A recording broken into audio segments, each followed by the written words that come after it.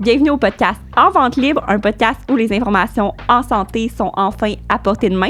On est les Gabrielles au carré. Moi, c'est Gabrielle Catafort. Et moi, Gabrielle Fizet. On est deux étudiantes au doctorat de premier cycle en pharmacie de l'Université de Montréal.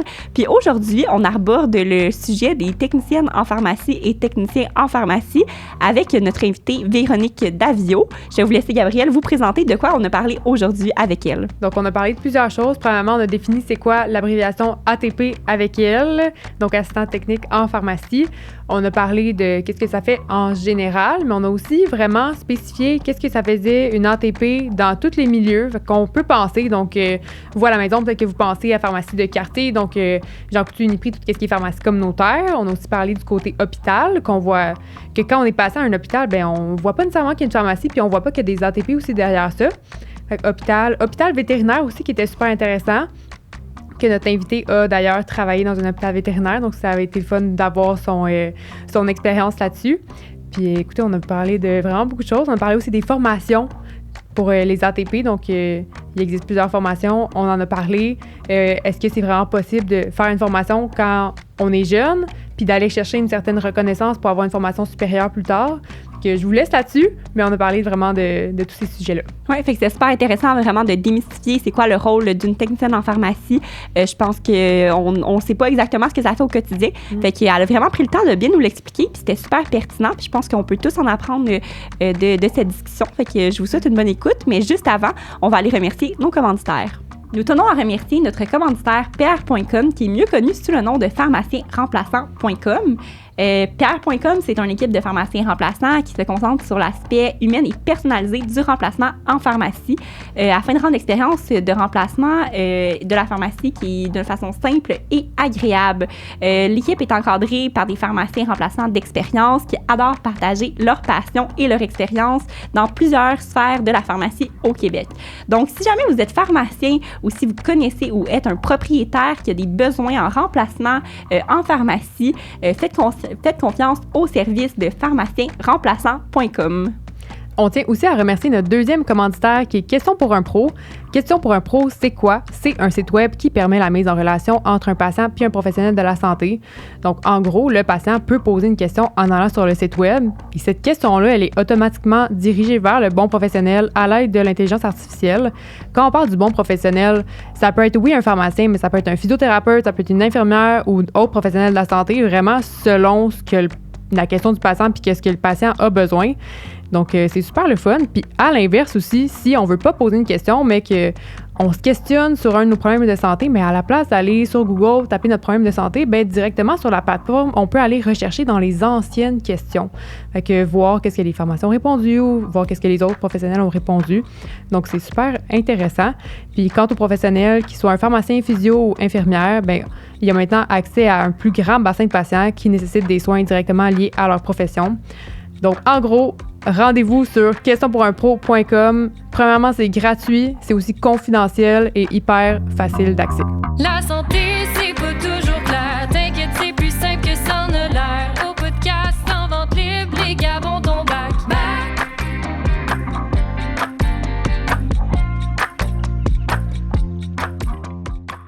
Bonjour, premièrement, merci beaucoup d'avoir accepté notre invitation pour participer à notre podcast.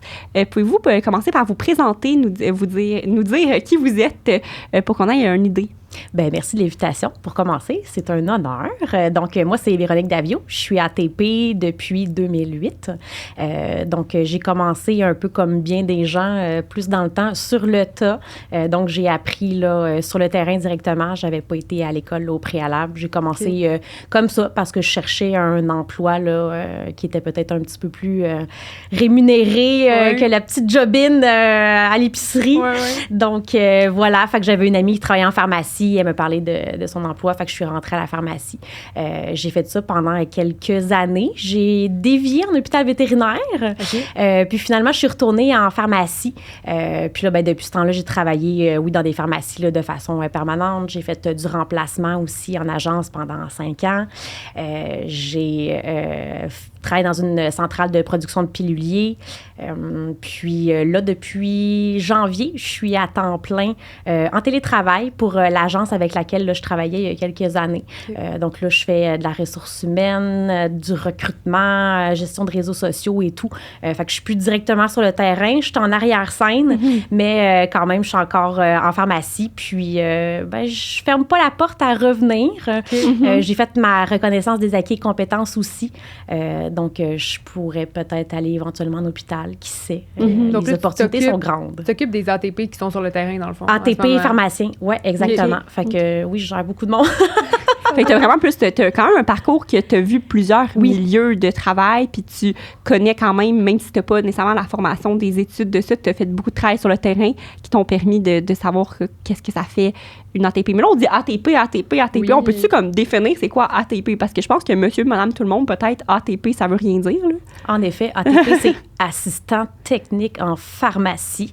Donc, voilà, c'est le bras droit, même gauche, des fois, du pharmacien, en arrière du comptoir ou à l'hôpital. Effectivement. Puis, est-ce que dans ton parcours, puis t'as-tu senti que les gens ne comprenaient pas ton travail? Est-ce que c'est quelque chose que tu ressens quand tu travailles dans une pharmacie ou est-ce que tu sens qu'il y a un besoin d'information de la population par rapport à ce que ça fait, une assistante technique en pharmacie? Ben oui, clairement, parce que c'est sûr qu'il y a une certaine partie de la clientèle qui va penser que tout le monde en arrière du comptoir, c'est des pharmaciens. Automatiquement, on a des sarraux blancs pharmaciens. C'est le syndrome du sarrau. Donc, oui, il y en a que c'est comme ça. Il y en a qu'au contraire, des fois, ils pensent qu'il n'y a pas de pharmacien sur place. Donc, encore là, le pharmacien doit obligatoirement être sur place, là, sinon on pourrait pas être ouvert. Donc, oui, il y a toujours le pharmacien. Fait que oui, des fois, c'est nébuleux. Il y en a qui pensent que oui, on est des compteuses de pilules. Mais en fait, l'ATP, je crois que s'il n'y avait pas d'ATP dans des labos, du moins qu'il y a quand même un certain roulement, là, ça ne pourrait pas fonctionner. Effectivement. Fait que les ATP sont vraiment là pour s'assurer là, que le circuit du médicament, du début à la fin, là, se passe bien là, pour les patients. Puis il y a plusieurs milieux dans lesquels l'ATP peut travailler. Est-ce que, on va en parler un petit peu aussi dans le podcast de c'est quoi les différentes tâches selon les milieux, mais comme en gros, est-ce que tu pourrais comme nous résumer c'est quoi que ça fait une assistante technique en pharmacie? C'est quoi les tâches comme spécifiques d'une assistante technique en pharmacie? Qu'est-ce que vous faites au quotidien? Oui, en fait, du moins en communautaire, de façon générale, le patient, du moins à la base, va être en contact pratiquement juste avec les ATP ou presque, caissière aussi s'il y en a. Mais à part, là, s'il y a des changements de médication, nouveaux médicaments, si vraiment le pharmacien a à parler au patient pour quelque chose de plus clinique ou spécifique, à la base, il ne sera pas en contact avec le patient. Donc, c'est vraiment les ATP qui sont au cœur là, du travail, du moins en communautaire.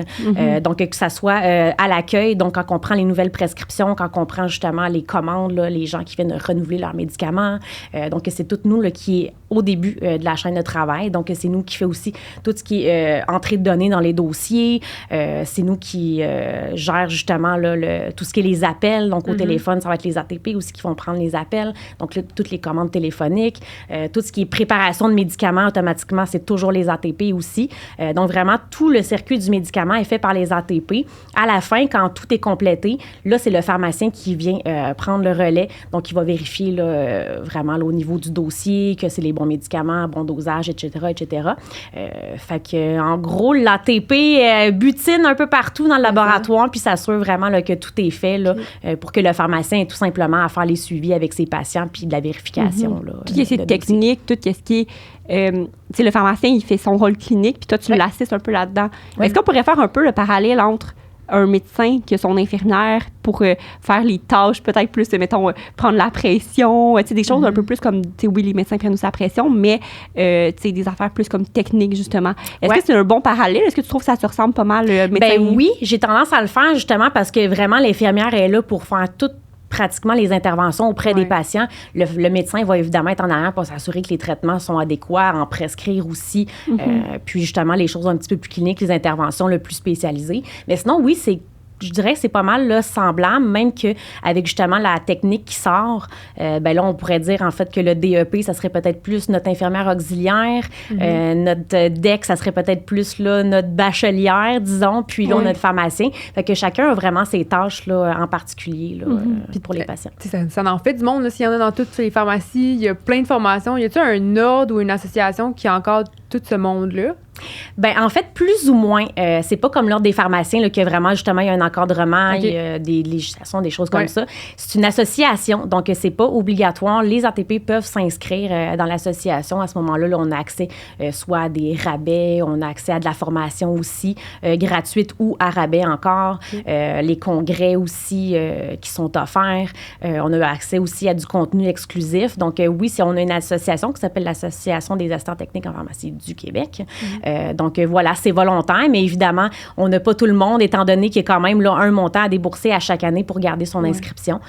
Donc oui, il y a une association qui est là pour ça. On n'en a jamais assez, donc les ATP qui ne sont pas trop au courant là, de ça, ben, c'est sûr certain que ça serait intéressant là, d'aller jeter un petit coup d'œil parce que c'est sûr que ça fait un regroupement aussi d'ATP qui peuvent justement discuter puis essayer de faire avancer le métier aussi, puis développer là, certains aspects. Là. Est-ce que n'importe quel assistant technique en pharmacie peut adhérer à l'association, Absolument. peu importe sa formation? Absolument. OK. Oui. Fait que pas obligé d'avoir le cours, par exemple, pour Pas faire du tout. le... Aussitôt que tu es assistant technique en pharmacie, tu peux t'inscrire, que ça soit à l'hôpital, que ça soit en communautaire. Tu peux t'inscrire à l'association, il n'y a vraiment aucun problème. Puis là, tu parlais de communiquer, de faire un lien entre les ATP puis tout. Oui. Toi, tu n'as pas une plateforme, justement? Je ne sais pas si tu voulais en parler. Oui, je peux en parler un petit peu. Bien, en fait, on a créé un groupe Facebook privé il y a quelques années, mes collègues et moi, de l'agence. Ça n'a aucun lien avec notre travail là, à l'agence. C'est vraiment complètement là, à part. Mais on a créé un groupe sur Facebook qui s'appelle Entre ATP. Donc, c'est un groupe privé. C'est seulement les ATP qui ont accès à ce groupe-là. On n'a pas de pharmacien, on n'a pas de caissière, de ma tante. C'est vraiment juste les ATP, du moins. C'est supposé quand même. Fait que c'est un groupe où on partage tout simplement, que ça soit, on pose des questions à nos collègues, que ce soit on a des problèmes, on essaie de comprendre un petit peu peut-être dans les autres pharmacies comment ça fonctionne. Si on recherche peut-être là, des produits, de la fourniture là, en pharmacie. Si on veut juste partager une anecdote de notre journée, quelque chose qu'on a trouvé bien drôle, on peut le partager aussi. On partage aussi des fois des petits memes, des choses comme ça pour se détendre, mais de façon générale, c'est vraiment pour partager justement entre nous, pour s'entraider, mais aussi pour s'appuyer aussi dans notre travail. On sait que des fois, c'est pas toujours évident, surtout avec la pandémie, ça a été très, très difficile pour beaucoup de gens. Fait que ça permet vraiment d'aller discuter là, avec nos semblables, puis peut-être de voir aussi ce qui se passe ailleurs. Ça fait vraiment comme un sentiment d'appartenance aussi entre les ATP qui sentent pas qu'ils sont tout seuls. Exactement. Parce que des fois, ça peut, tu sais, le travail en pharmacie, c'est exigeant, puis on réalise pas à quel point, il y en a qui se disent, ils attendent leur prescription en pharmacie. Oui, c'est juste coller une étiquette sur une boîte. Hein? C'est ça, c'est juste ça s'arrête là. Hein? Les préjugés, là, tu sais. Mais c'est pour ça qu'au final, tu sais, ça doit, tu sais, des fois, quand il n'y a pas des grosses équipes techniques, parce que c'est plus une plus petite pharmacie, les gens doivent se sentir comme un peu comme seuls là-dedans, puis à naviguer comme, OK, mais là, j'en peux plus, parce que là, je me fais tout le temps chialer après, puis tout ça, parce que souvent, c'est plate à dire, mais les techniciennes qui reçoivent un peu le négatif de toute la colère, que c'est parce que c'est long, puis tout ça, bien souvent, ça retombe un peu sur vos épaules à vous, parce que vous êtes là dans la gestion. Fait que ça doit être le fun aussi d'avoir ça pour eux, de sentiment d'appartenance, puis de savoir que t'es pas tout seul là-dedans aussi. Là. On peut ventiler un petit peu entre nous. Bon, c'est sûr certain qu'on garde quand même du respect, puis évidemment, là, c'est quand même c'est quand même assez encadré. Là. Je suis quand même pratiquement la seule ou presque admin du groupe. Fait que c'est sûr qu'évidemment, je vois pas tout passer là, parce qu'on a plus de 5000 membres. Quand même. Donc, je vois pas tout, mais du moins, on essaie vraiment d'encadrer pour que les discussions restent quand même là, constructives puis respectueuses, puis qu'évidemment, ça reste dans le sujet de la pharmacie aussi. Là. Donc, oui, voilà, ça nous permet de ventiler puis de discuter entre nous. Ben oui. Puis comment tu penses que la pandémie a affecté votre travail au niveau des assistantes techniques en pharmacie? C'est sûr, certain qu'en pharmacie, c'était très difficile avec les patients, du moins, parce qu'évidemment, on vivait toute une situation d'insécurité. Personne ne sait où on s'en va, qu'est-ce qui se passe, pourquoi. Puis évidemment, les gens qui viennent nous voir en pharmacie, c'est des gens qui sont malades à la base. Fait qu'il y en a qui sont très, très inquiets. Donc, c'est sûr, certain que des fois, les situations avaient tendance à dégénérer un petit peu plus qu'à l'habitude avec les patients. Donc, il fallait vraiment donner... en fait, plus d'empathie, il fallait être plus patient encore, il fallait vraiment apprendre à gérer. C'est une gestion de crise, là, finalement, parce que c'était vraiment pas évident. Quand les tests sont sortis, par exemple, là, c'était la folie furieuse. Les appels au téléphone, la vaccination et tout. c'était un petit peu l'enfer pour tout le monde. Donc, c'est sûr, certain qu'il y en a évidemment qui se sont découragés, qui ont carrément quitté le milieu. Il y en a qui, malheureusement, ils sont partis en congé de maladie parce que c'était trop pour eux. Fait que c'est sûr, certain que ça l'a usé beaucoup d'ATP et de pharmaciens aussi. Là, on n'exclut pas les pharmaciens qui avaient aussi là, beaucoup de responsabilités là-dedans. Mais c'était quand même assez difficile là, de gérer tout ça en même temps. Puis c'est nous aussi, on est là-dedans aussi. Donc, veux pas, faut gérer nous aussi nos émotions.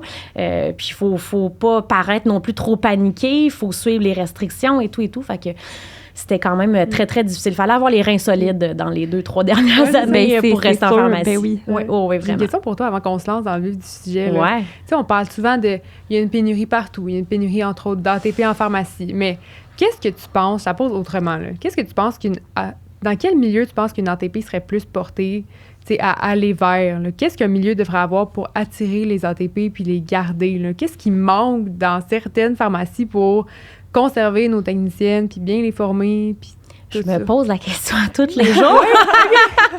Parce que, veux pas, en recrutement, même en agence, il nous manque d'ATP comme ça n'a pas de bon sens. Il nous en manque, nous aussi, là, des remplaçantes. Là. Il en manque partout. Fait que je me pose souvent la question, qu'est-ce qui va faire qu'ils vont dire, oui, je m'en vais là ou je reste là. Puis ça me tente de travailler pour exactement, eux. Exactement. C'est sûr, certain que la question salaire revient énormément. Okay, on sait qu'il y avait beaucoup là, d'inéquité au niveau du salaire, que c'était pas très, très rentable non plus avec toutes les tâches en plus qui nous ont été rajoutées dans les dernières années. C'est quand même rendu là, beaucoup plus complexe que c'était là, peut-être juste quand j'ai commencé en 2008. Là, c'était pas du tout où on est rendu aujourd'hui. Fait que oui, je pense qu'au niveau du salaire, il y a du travail à faire. Je vois quand même une amélioration vraiment beaucoup parce que je réalise, moi, en engageant des ATP remplaçantes, qu'il y en a qui me disent « Ouais, ben moi, j'ai quand même un salaire semblable à la pharmacie », ce qu'on n'entendait pas avant parce qu'en principe, comme remplaçant, évidemment, on sait qu'ils ont tous un taux bonifié parce que ça implique quand même des déplacements, des choses comme ça. Fait que oui, le salaire, c'est sûr certain qu'il y a quelque chose à faire là, à ce niveau-là parce qu'il y a certaines pharmacies, bannières ou peu importe que c'est vraiment là, très, très sous-payé. L'équité ça varie de pharmacie aussi. En pharmacie, là, ça dépend de ton propriétaire, dans le fond. Oui, bien exactement. Ça varie de plein de choses, évidemment, du propriétaire parce que veut pas, c'est quand même lui, au bout du compte, qui a le dernier mot. Donc, c'est sûr que ça dépend de sa vision à lui. Ça dépend aussi de la pharmacie au niveau des revenus. Une pharmacie en banlieue, dans un petit village versus une énorme pharmacie à Longueuil, par exemple, bien évidemment, ils n'ont pas les mêmes budgets, ils n'ont pas le même nombre d'employés, ils n'ont pas les mêmes dépenses, là, que ce soit la location du local, l'électricité. On ne pense pas à ça comme employé parce qu'on n'a pas à s'en soucier, mais il y a beaucoup de choses à payer, à prendre en considération. Donc, ils n'ont pas tous le même budget non plus, mais ils n'ont pas tous la vision non plus. Fait que certains pourraient quand même faire un petit effort de ce côté-là, mais je crois que c'est surtout ça, mais aussi juste d'être bien dans son milieu de travail. Je pense que c'est quelque chose qui est de plus en plus difficile, que ça soit avec les collègues, que ça soit avec les patrons, des choses comme ça. Je pense que la qualité de vie en tant que telle aussi, c'est quelque chose qui est difficile. Là. Puis penses-tu que les nouvelles tâches que tu me parlais, c'est une pharmacie qui offre la possibilité aux techniciennes de se faire former pour faire des nouvelles tâches qui peuvent leur être accordées, ça pourrait être attirant, justement, pour une technicienne qui... Il y en a qui vont être attirés par ça, comme moi, par exemple. Moi, faut que j'upgrade, faut qu'il y ait du nouveau, faut que ça change, faut pas que ça soit toujours pareil, faut que j'aie l'impression de, justement, le monter, puis vraiment d'évoluer dans mon travail, parce que sinon, si ça stagne, moi, je décroche. Moi, je suis comme ça. Il y a plein d'ATP comme ça aussi. Ils ont besoin de tâches, ils ont besoin de reconnaissance, ils ont besoin d'avoir des responsabilités pour être valorisés dans leur travail, puis parce que c'est ça qui les drive aussi au travail. Ils veulent pas être à l'entrée de données de 9 à 5 du lundi au vendredi. Il y en a que oui, par exemple. Il y en a qui veulent rien savoir du tout, qui veulent pas en faire plus, qui veulent faire leur petite job-in, bien simple, ils veulent pas de responsabilité, ils veulent pas s'embarquer là-dedans. Fait que c'est sûr que ça dépend vraiment là, de chaque personne. Exactement. Oui. Puis est-ce que tu penses que, parce que détrompe-moi, peut-être que c'est... Mais je pense pas que vous êtes reconnu comme professionnel de la santé encore.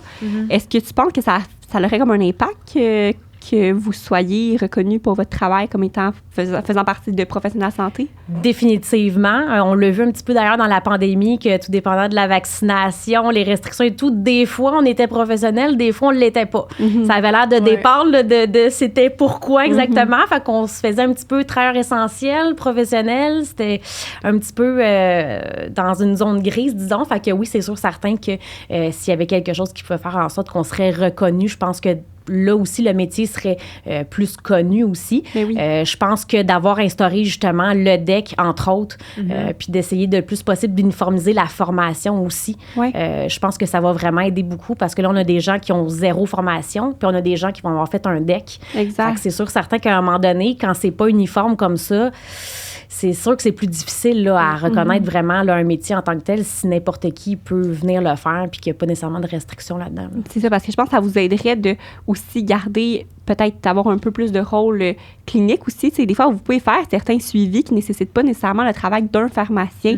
Fait que, tu sais, je veux pas, ça élargirait un peu votre champ de compétences, puis vous seriez reconnu comme professionnel de la santé. On reconnaît les infirmières auxiliaires comme professionnels de la santé. Pourquoi que vous, on vous reconnaît pas? Vous faites partie autant du processus de soins que le pharmacien au bout de la ligne. Là, parce que sans, comme tu as dit un peu tantôt, sans vous, le pharmacien, il fait pas son travail. Là. C'est, disons que c'est un petit peu difficile puis que le risque d'erreur et tout Le est augmenté. là-dedans. Exactement. C'est On ça. peut pas tout faire du début à la fin sans que ça soit justement là, complètement sécuritaire. Parce que pour votre le travail patient. est tellement essentiel dans la sécurité des patients. Je veux dire, exact. ça a l'air vraiment banal, mais de compter le bon médicament puis que c'est sûr que c'est la bonne chose que tu as mis dans le panier. Oui, c'est le pharmacien, il va vérifier à la fin, mais tu sais, il peut pas tout voir non plus. Exactement. Il faut que toi, tu aies une formation puis tu aies des connaissances assez solides pour être sûr que ce que tu fais, ça met pas en danger le patient. tu sais. Exactement. Puis, tu sais, veux pas, à force de pratiquer puis à force de faire vos choses, ben c'est important d'en parler, que vous n'êtes pas juste des compteurs de pilules parce qu'il y a un rôle. Il y a un rôle, mais il y a vraiment un rôle tu sais, intellectuel derrière tout ça qu'il faut pas négliger. C'est pas tout le monde qui est fait pour être assistante technique en pharmacie. Pas du tout. Puis c'est pas accessible à tout le monde parce que justement, il y a beaucoup, c'est autant de la gestion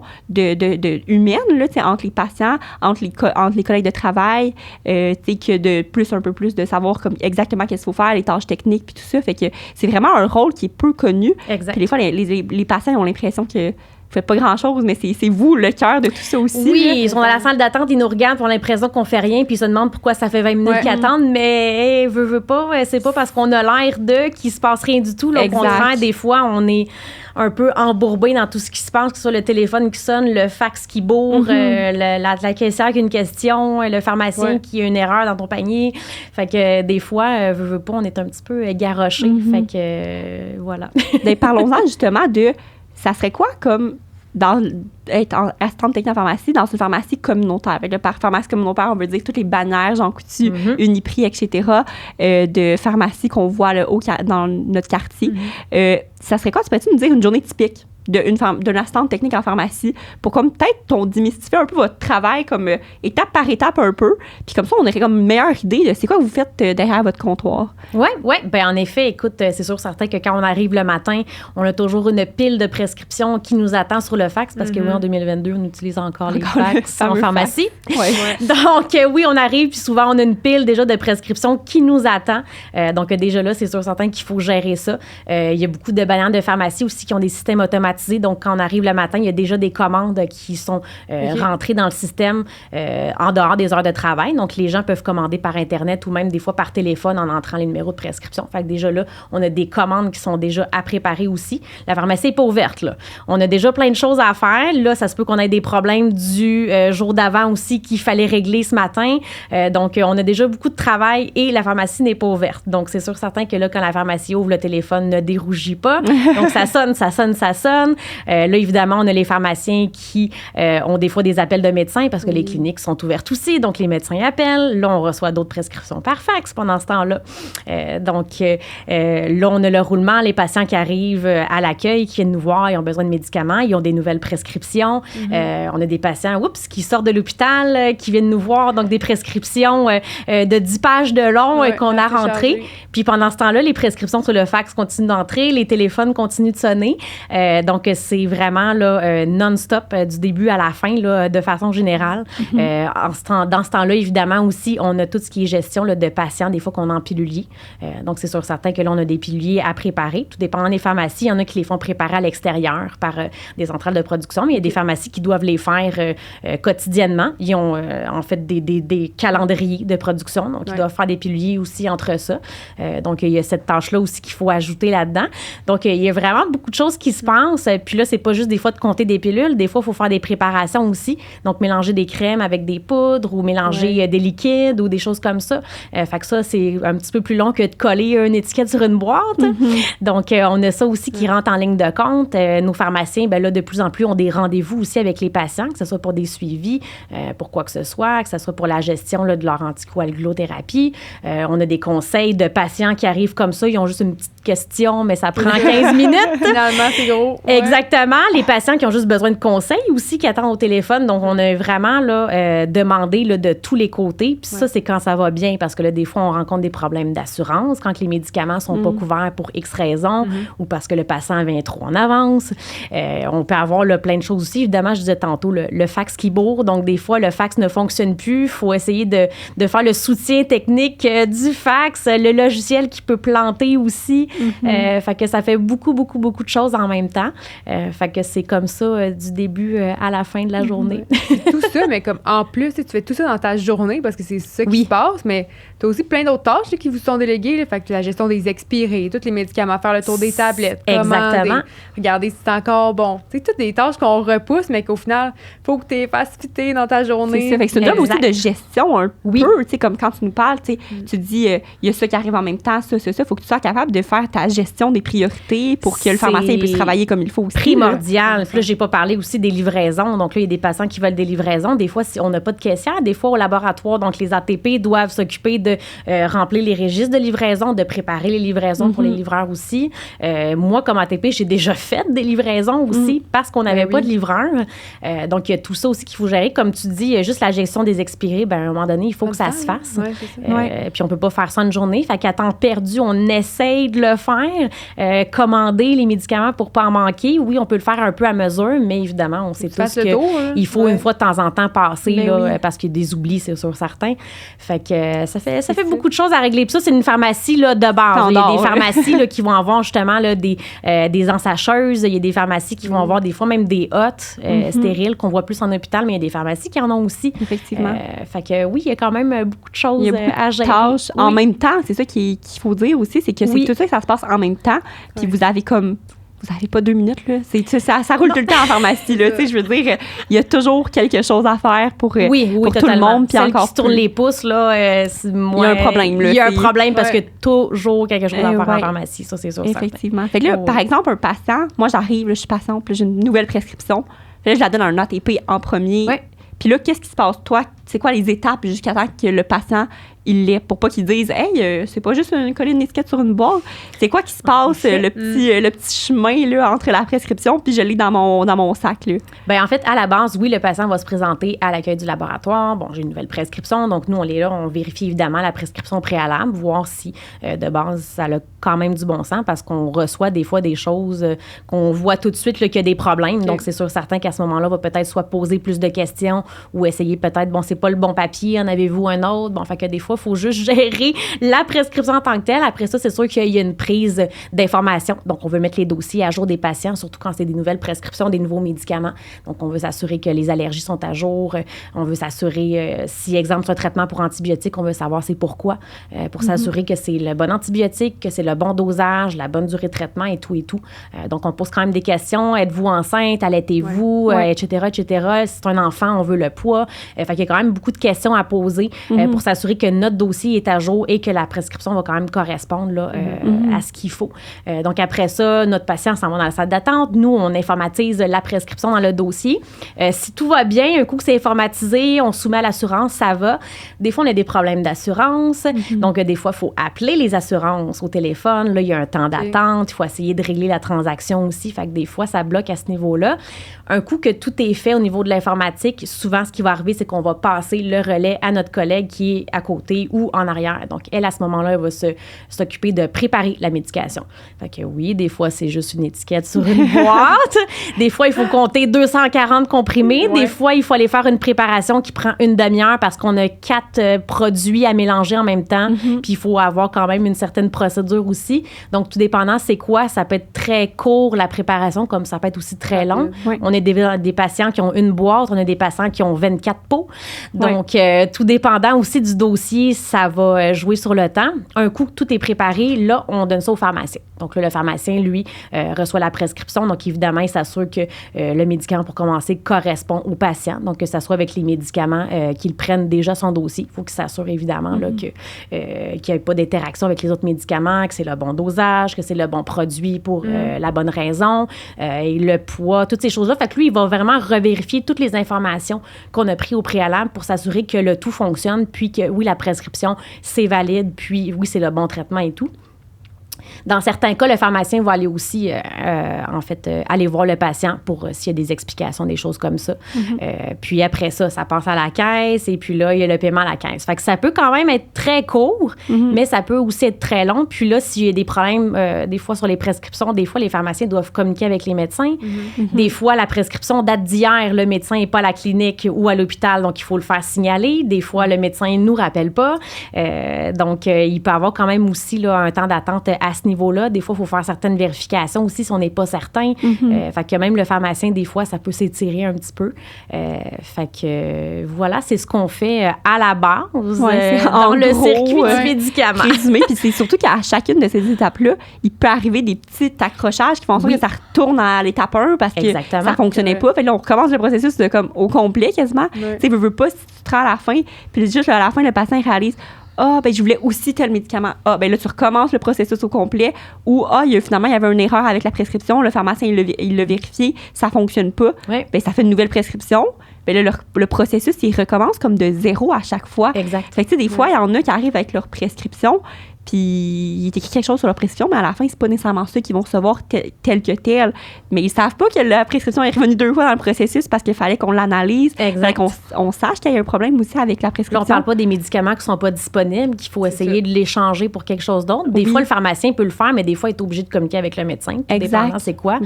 Si on en a assez, si on en a pas assez, là, il faut quand même prendre en note. On en doit tant au patient. Fait que ça peut être quand même beaucoup de gestion, tout dépendant de la prescription et du patient.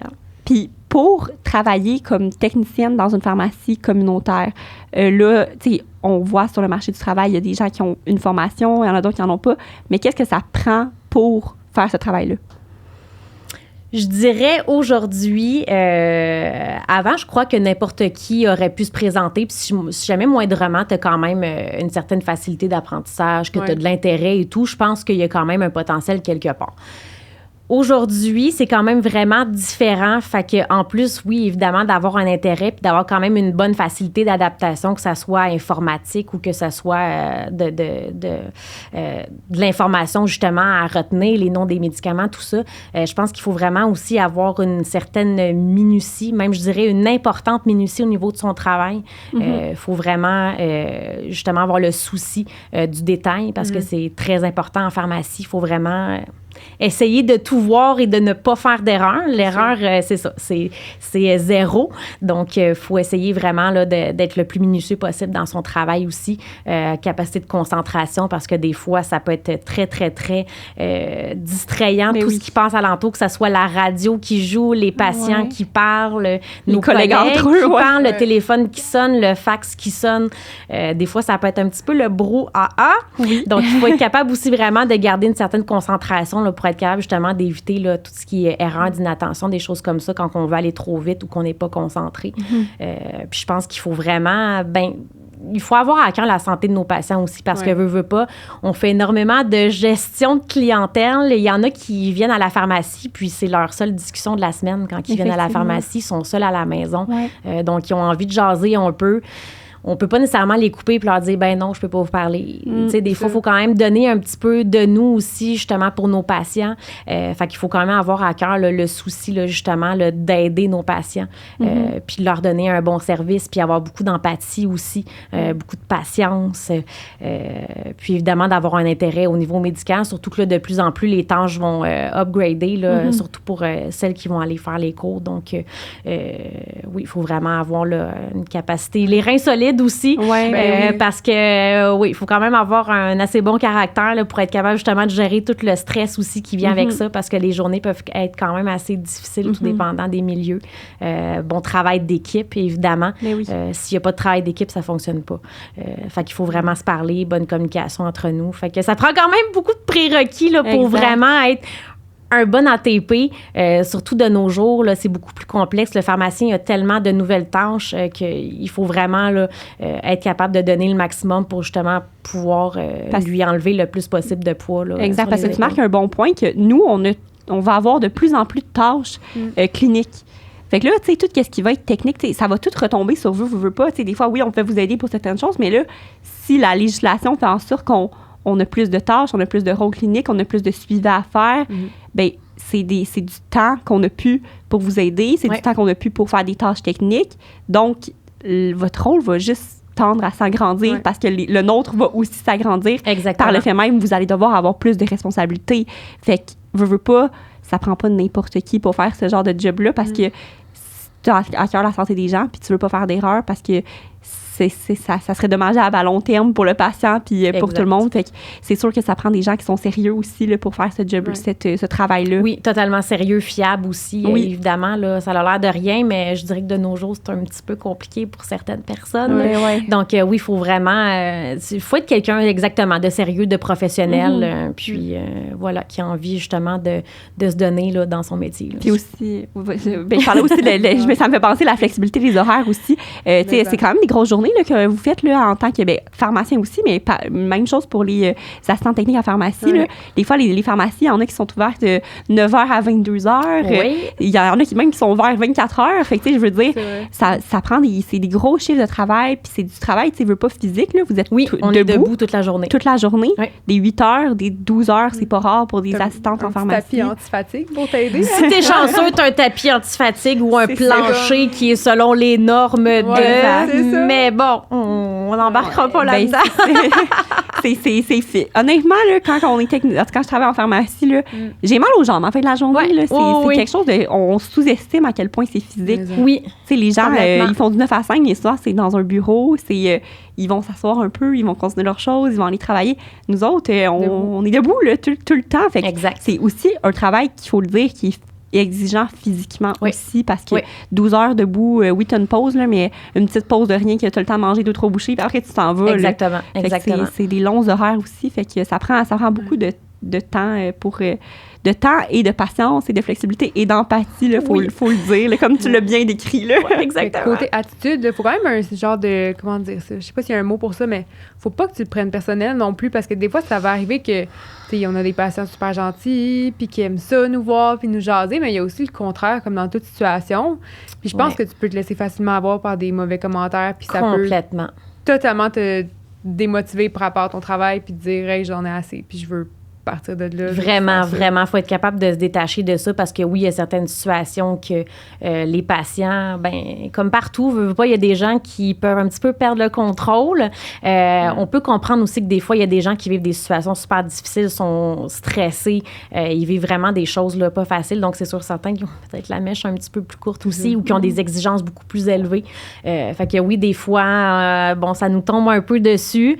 Fait que oui, il faut être capable de gérer ça aussi, parce que ça peut être difficile. Là. Il y a des journées comme ça où on a l'impression qu'il n'y a rien qui marche, puis que tous les patients sont fâchés, puis ça peut être très, très, très, très difficile pour le moral. Donc, il faut être capable de se détacher de ça. Oui, définitivement. Puis au niveau, là, je parle de comme un patient qui arrive à la pharmacie, parce que ça me fait penser, puis des fois, ça génère de la frustration, parce que, comme tu as dit un peu au début du podcast, c'est pas tout le monde qui comprend que c'est pas parce que tu as un petit sarrau blanc que nécessairement t'es pharmacien. Fait que, c'est quoi les limites d'une assistante technique en pharmacie? Enfin, qu'est-ce que tu peux pas faire? En fait, à la base, je pourrais donner un exemple. Le patient me demande, ça, à quoi ça sert? Ou est-ce que c'est bon pour moi? Des choses comme ça. Nous, en fait, en tant qu'assistante technique en pharmacie, ce qu'on peut faire, c'est lire l'emballage, exemple du produit. On peut le conseiller de cette manière-là en lisant l'emballage avec lui, en lui expliquant c'est quoi le produit. Mais là, s'il a besoin de conseils à savoir, est-ce que moi, je peux prendre ça avec mes médicaments? Est-ce que c'est bon pour moi? Si j'ai tel symptôme, est-ce que je peux prendre ça? C'est sûr que là, ça va vraiment au-delà de notre limite. On peut pas conseiller le patient en tant que tel. On peut vraiment en rester à la limite de je lis l'emballage, je vous dis à quoi ça sert, mais là, est-ce que c'est bon pour vous? Comment vous devriez le prendre? Bien là, c'est sûr certain que si ça va en dehors de ce qui est indiqué, on ne peut pas aller plus loin que ça, fait qu'automatiquement, il faut référer au pharmacien. OK. Fait qu'il n'y a pas de tâches cliniques que tu peux faire, dans le fond. Là, tu peux pas analyser des dossiers, tu peux pas, c'est vraiment le pharmacien, ça, c'est son exercice. Bien, c'est sûr que quand tu es une ATP qui a peut-être un petit peu plus d'expérience, tu peux au préalable le faire. Exemple, quand tu as une nouvelle prescription pour t'assurer, des fois, il y a certaines choses qu'on sait aussi qui vont poser un problème, que ça soit une allergie, que ça soit la patiente, elle est enceinte, on le sait qu'elle peut prendre ce médicament-là, fait qu'on peut quand même intervenir à la base, mais c'est sûr certain qu'au final, ça va être toujours le pharmacien qui va confirmer si oui ou non ça va, puis si ça convient au patient. Là. Puis au niveau des suivis, est-ce qu'une assistante technique en pharmacie pourrait prendre des glycémies, piquer un patient pour prendre une glycémie ou la tension artérielle, prendre la pression avec la petite machine. Est-ce que c'est des rôles que vous pouvez faire en tant que technicienne? Définitivement, on peut les faire. Par contre, pour ce qui est de l'analyse des résultats, là, ça va être vraiment le pharmacien qui va entrer en ligne de compte à savoir si, oui, c'est une bonne valeur ou c'est moins une bonne valeur ou qu'est-ce qu'on peut faire justement si jamais c'est moins bon, que ce soit d'ajouter de la médication, d'ajuster des fois même ce qu'on mange, comme le diabète, là, par exemple. Fait que pour ce qui est d'analyse de résultats, nous, on ne peut pas aller à cette limite-là, mais oui, on peut prendre la pression, glycémie, on peut faire des mesures pour des orthèses, des choses comme ça.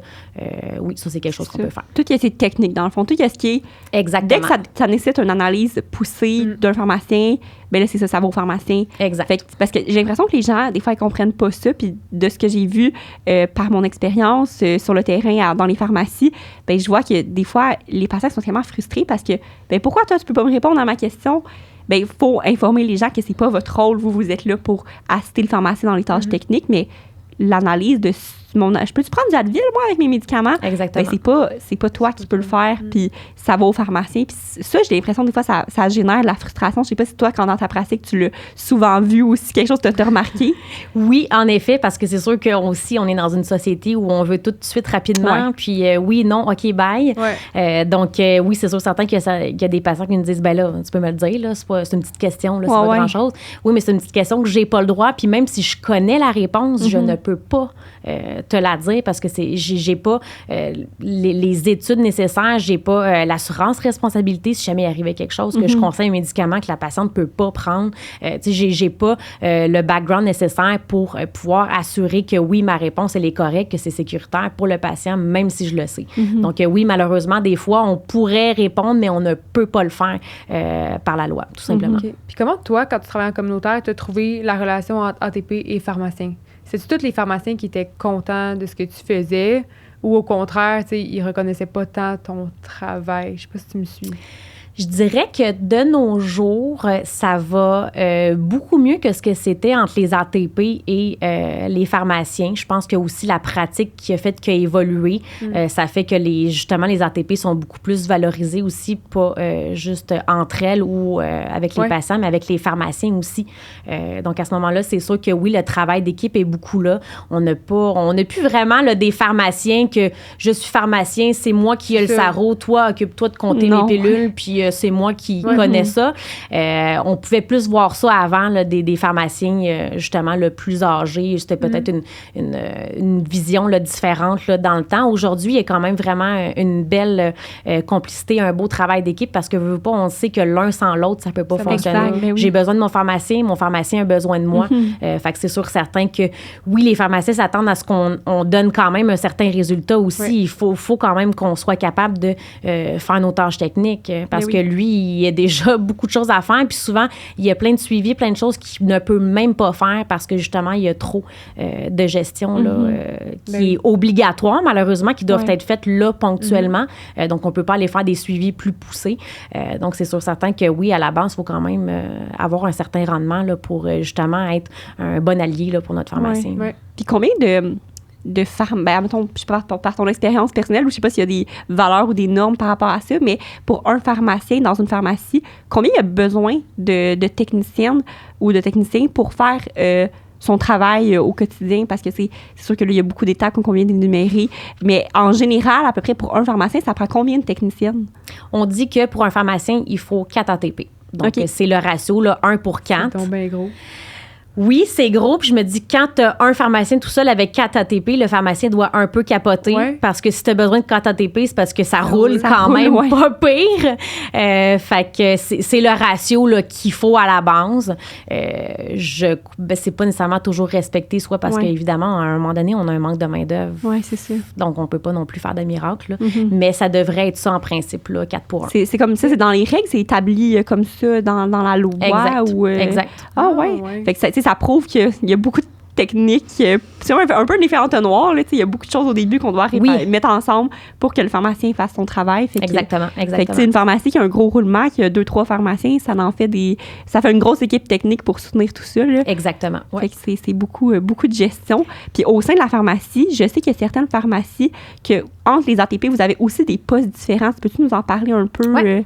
Bien, c'est sûr que l'idéal, en fait, pour une pharmacie, c'est de, oui, avoir chacun un poste qui est attitré pour s'assurer justement que la fluidité, justement, de la chaîne de travail se passe bien aussi.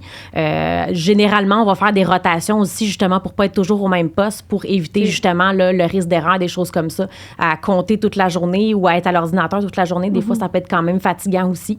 Donc, en milieu de journée, habituellement, on essaye là, de changer de poste. Fait que oui, on va avoir des gens qui vont être à l'accueil, qui vont être à l'entrée de données.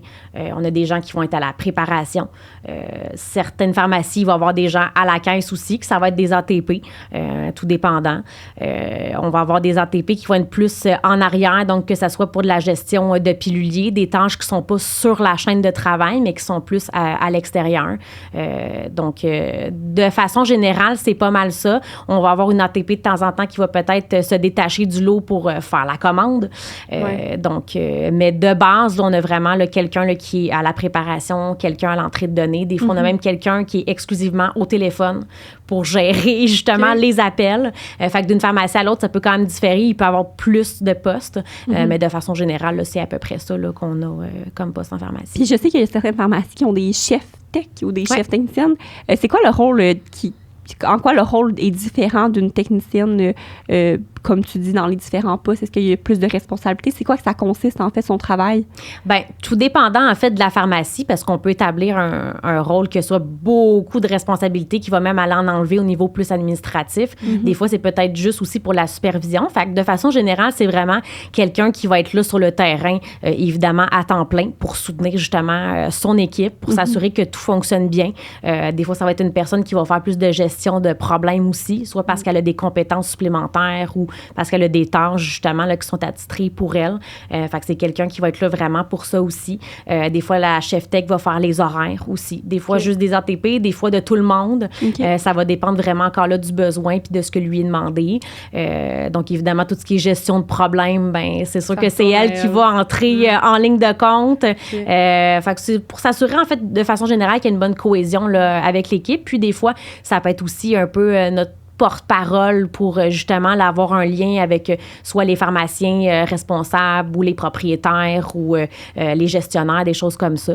Fait que c'est un petit peu notre leader, disons. La leader de l'équipe technique de pharmacie. Pour même faire des le fois, il y en a qui vont être aussi un peu, qui vont gérer quand même un petit peu les pharmaciens aussi, tout dépendant là, comment que c'est fait la pharmacie.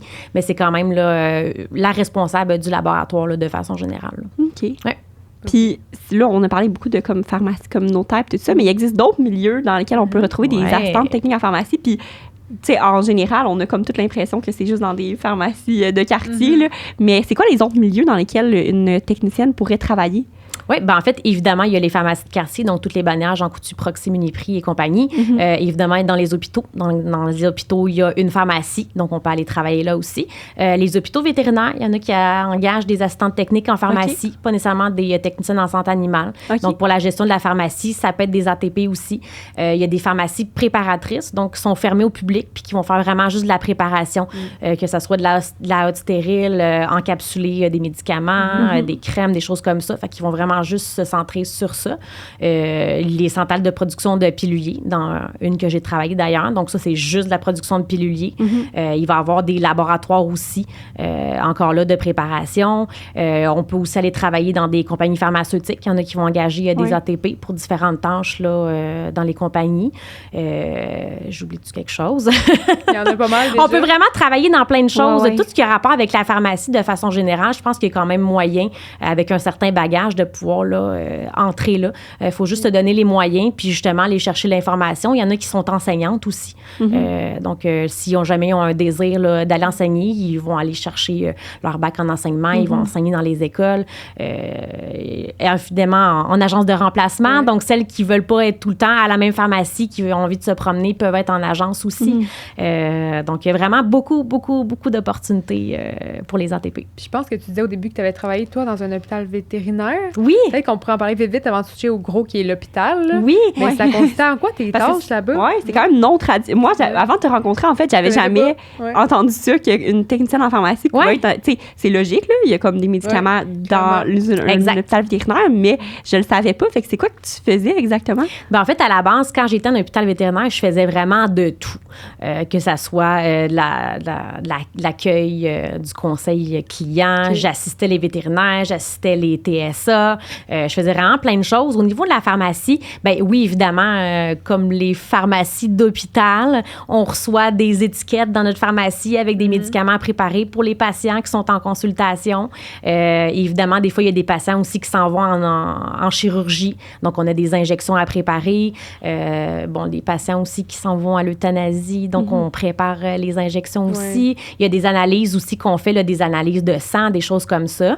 Fait que c'est quand même, là, à la base, c'est ça. Donc, on gère là, surtout la médication puis les analyses là, de laboratoire qui sont faites quand on va à l'hôpital. Fait que dans le fond, c'est tu fais tout ce qui est technique. Oui. Comme si c'était dans une pharmacie, dans le fond. Exactement. Mais là, tu le fais pour les animaux. C'est comme la client. Les clients sont différents, ils parlent pas, mais tu les sers d'une certaine façon. Oui, fait que ça peut permettre de joindre deux passions. Là, moi, dans mon cas, les animaux, c'est quand même une grande passion dans la vie. Fait que ça m'a quand même permis de faire les deux en même temps. Oui, puis c'est intéressant à savoir, surtout pour les personnes qui, justement, il y a sûrement...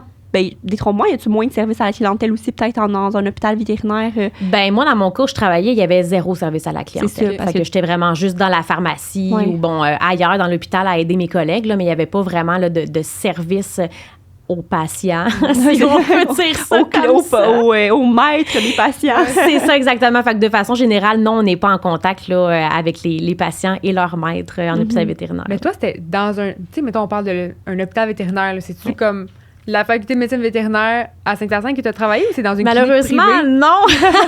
J'aurais bien aimé ça. Okay. Mais non, c'était vraiment dans un hôpital vétérinaire. OK, là, que tu peux retrouver dans un quartier... Oui, exactement. Il y en a qui ont vraiment assez de roulement puis une assez grosse pharmacie pour justement engager quelqu'un qui est vraiment juste à la pharmacie. Moi, je faisais beaucoup d'autres choses, mais où je travaillais, il y avait quelqu'un qui était constamment à la pharmacie aussi pour s'assurer que les médicaments sont toujours préparés. Évidemment, on reçoit des commandes, on doit faire des commandes. Bon, ça va avec le métier aussi, mais oui, il y a certains endroits qu'il y a vraiment des gens qui sont attitrés tout simplement à la pharmacie.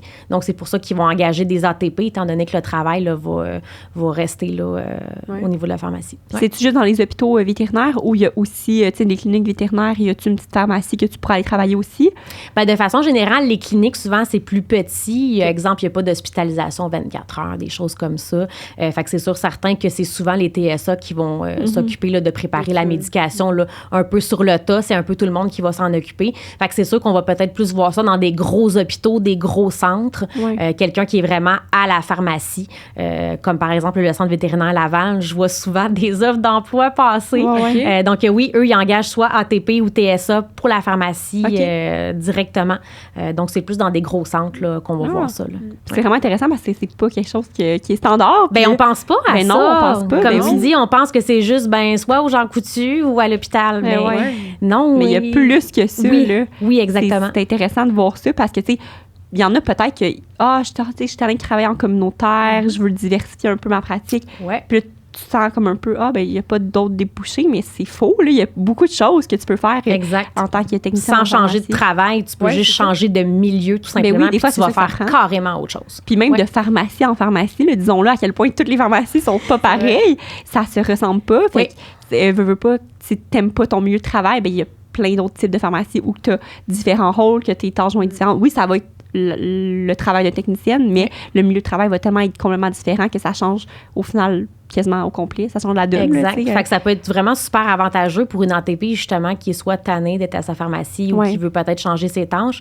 Mais c'est sûr, certain que ça l'influence aussi au niveau du manque de main-d'œuvre parce que c'est tellement facile en ce moment de changer de pharmacie ou de milieu parce qu'il en manque partout. Que c'est sûr que ça l'aide pas au niveau de la rétention des employés. Donc, c'est sûr, certain que c'est un couteau à deux tranchants de pouvoir faire autant de tâches à différents endroits. Effectivement. Puis si on parle un peu plus du milieu hospitalier, fait que des techniciennes en pharmacie en milieu hospitalier, même ça, des fois, il y en a qui savent même pas qu'il y a des pharmaciens là, dans les hôpitaux. Là, fait que j'imagine encore moins qu'ils pensent qu'il y a des techniciennes en pharmacie. C'est juste des médecins et des infirmières à l'hôpital. Il y a juste ça, là. Ça s'arrête là. Mais justement, qu'est-ce que ça fait une technicienne en pharmacie en milieu hospitalier? Il y a vraiment beaucoup de tâches. J'ai pas travaillé, évidemment, en hôpital. J'ai seulement fait mon stage, mais quand même, j'ai vu tout ce qu'il y avait à avoir finalement comme tâche sans avoir fait une journée normale. J'ai vraiment vu toutes les tâches qu'il y avait à faire. Donc, il y a vraiment beaucoup de choses. Aussi, en hôpital, c'est vraiment différent du communautaire, même si, au bout du compte, on vient toujours à la préparation des médicaments. Ça, c'est sûr, certain.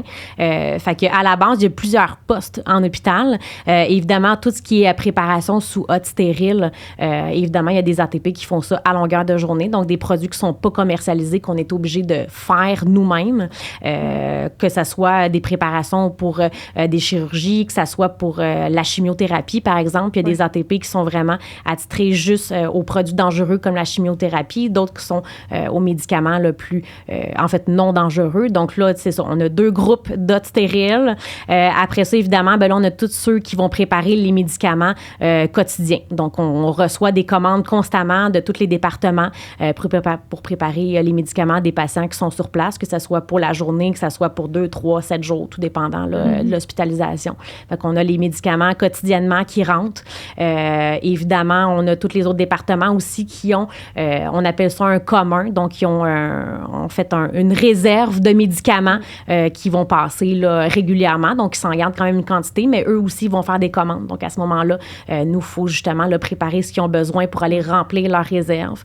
Des fois, c'est nous qui y va, des fois, c'est eux qui viennent les chercher. Donc, encore là, on va se promener des fois là, dans les départements pour aller remplir justement là, les réserves des différents départements.